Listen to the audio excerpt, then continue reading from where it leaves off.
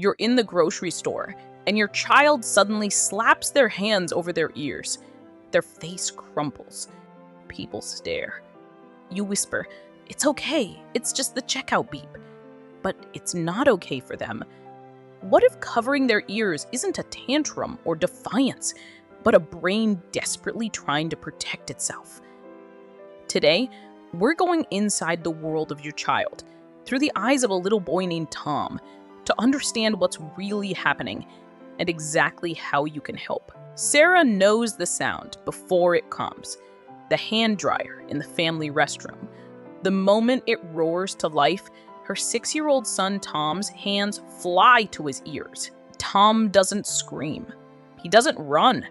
He just covers his ears and waits, trembling slightly, until the noise stops. Sarah used to think this was a phase, but it wasn't a phase. It was a window into how his autistic brain processes sound, not just as louder, but as sharper, more unpredictable, sometimes even painful. I want you to hear this first and clearest. When your child covers their ears, they are not giving you a hard time. They are having a hard time.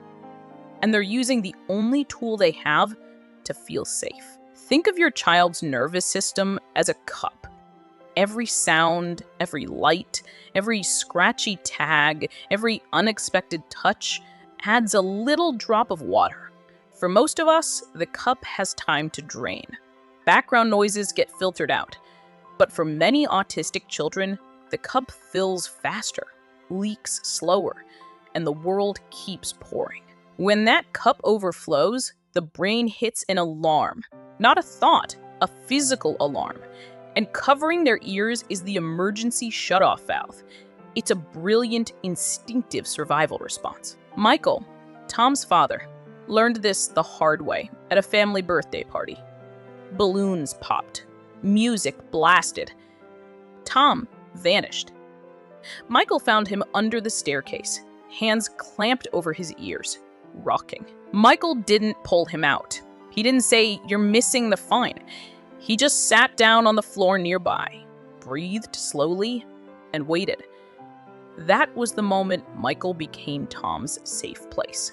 So let's unpack the first thing your child needs you to know.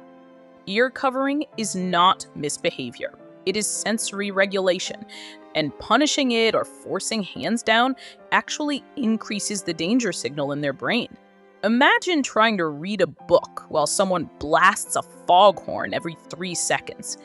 Now imagine someone tells you to stop covering your ears because it looks odd. That's their reality. The second thing to understand, sound sensitivity is real and physical. Research shows that the tiny muscles in the inner ear that filter noise often work differently in autistic individuals. This means everyday sounds, a vacuum, a blender, a toilet flushing, can trigger a full-body stress response. Cortisol spikes, heart races, and they're too young to explain that. Lily, Tom's 7-year-old sister, figured something out on her own. She noticed Tom relaxed when she hummed softly. So now, when the blender goes on, Lily hums. That hum gave Tom something predictable to focus on. It was a rhythmic anchor in a chaotic sound sea. Lily didn't know the science. She just knew love. So here's the third truth your child wants you to know. When I cover my ears, I'm not just blocking noise. I'm desperately trying to create a predictable, controllable sound.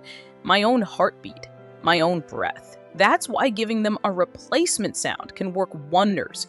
Not loud music, but white noise, brown noise, or even a gentle audiobook. Something they can control. It's not about stopping the covering. It's about expanding the toolbox.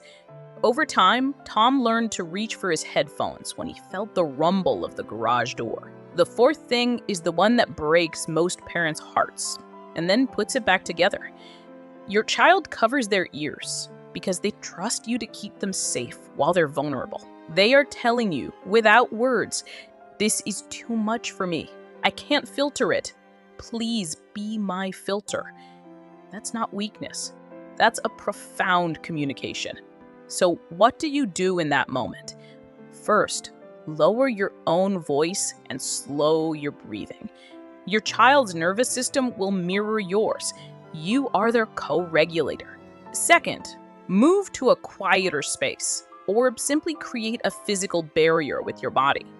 Block the sight of the noise source if you can. Predictability soothes. Third, validate their experience without forcing words. A simple, "too loud, huh? I'm right here," can be a lifeline. They don't need to explain to be understood. Tom once drew a picture that made Sarah cry. A scribble of black and red zigzags, and in the middle, a tiny figure with circles over its ears.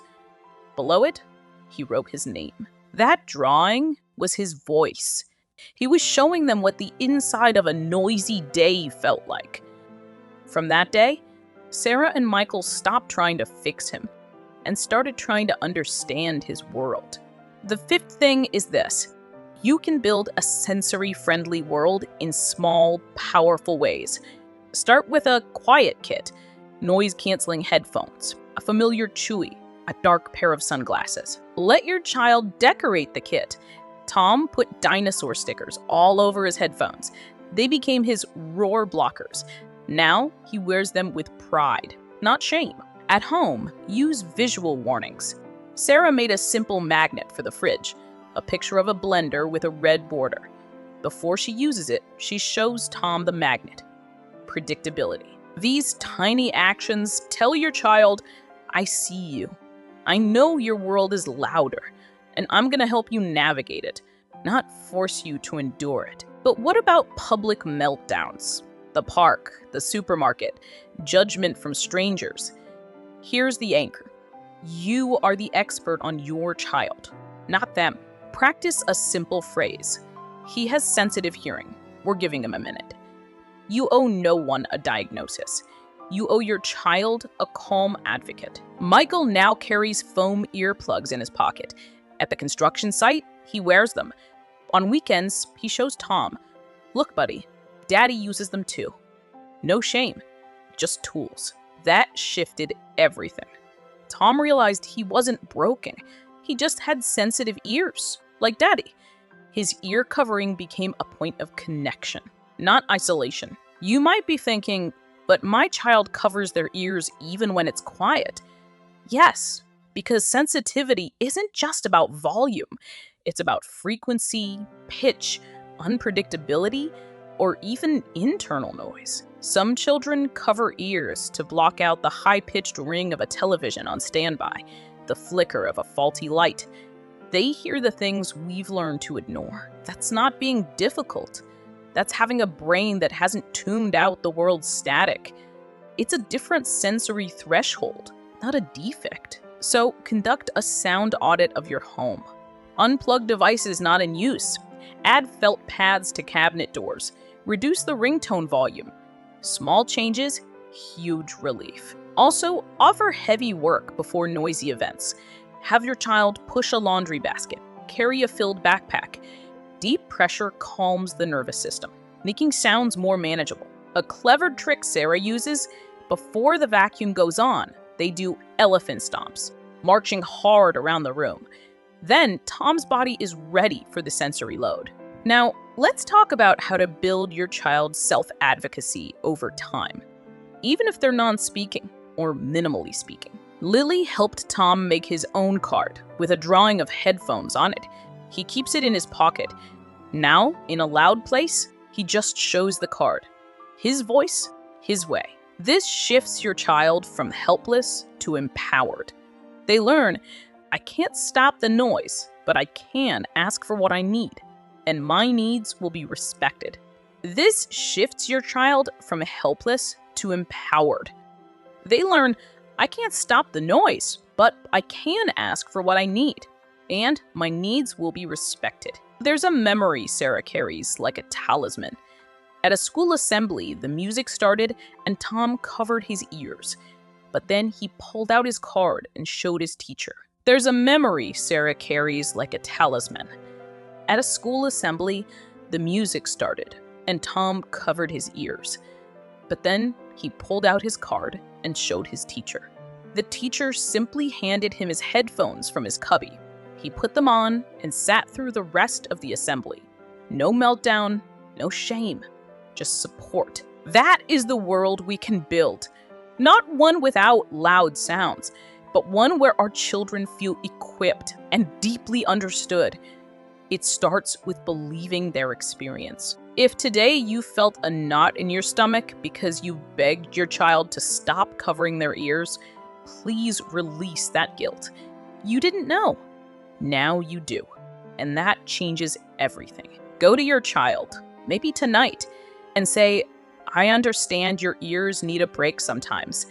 I'm going to help you find quiet. They may not respond in words, but their nervous system will hear you. Remember, ear covering is not a wall, it's a door.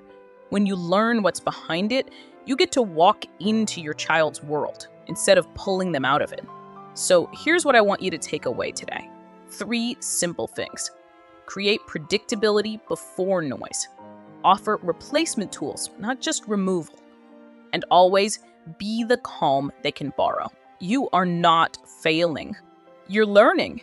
And every time you choose to understand instead of correct, you're giving your child the greatest gift, a nervous system that knows it's safe with you. If this video spoke to you, please subscribe. We share evidence-based, heart-led autism parenting videos every week. Your child's world is beautiful. Let's understand it together.